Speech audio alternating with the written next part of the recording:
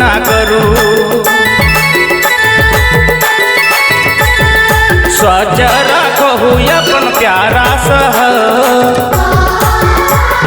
स्वच्छ राखहु अपन प्यारा शहर, नहीं तो पासारी सगर प्रदूषण जहर, नहीं तो पासारी सगर प्रदूषण जहर।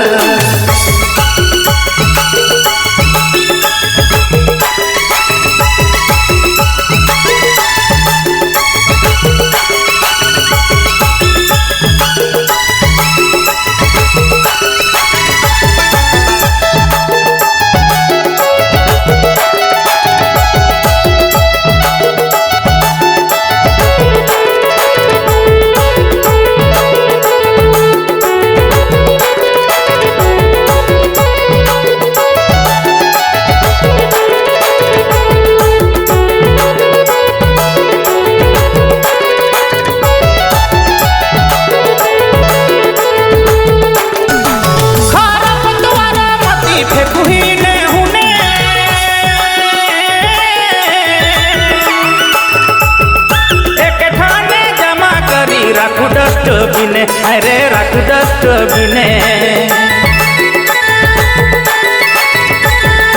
उपयोग करू अपन शौचालय कर, उपयोग करू अपन शौचालय कर, नहीं तो पासारी सगर प्रदूषण जहर, नहीं तो पासारी सगर प्रदूषण जहर।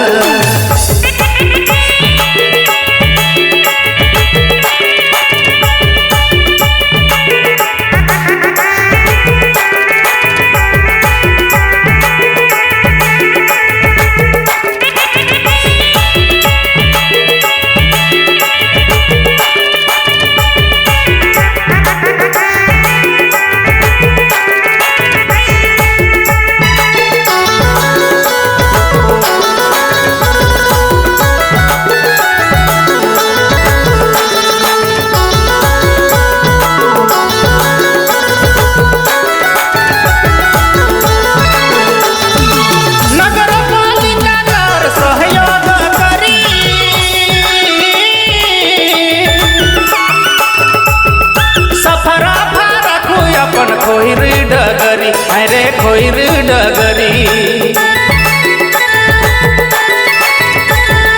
रोग मुक्त करू अपन सीमेंट का नगर, रोग मुक्त करू अपन सीमेंट का नगर, नहीं तो पासारी सगर प्रदूषण जहर, नहीं तो पासारी सगर प्रदूषण जहर।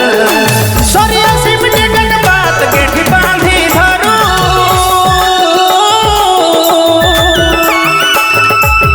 सिंगल यूज प्लास्टिक कर उपयोग ना करू, अरे उपयोग ना करू।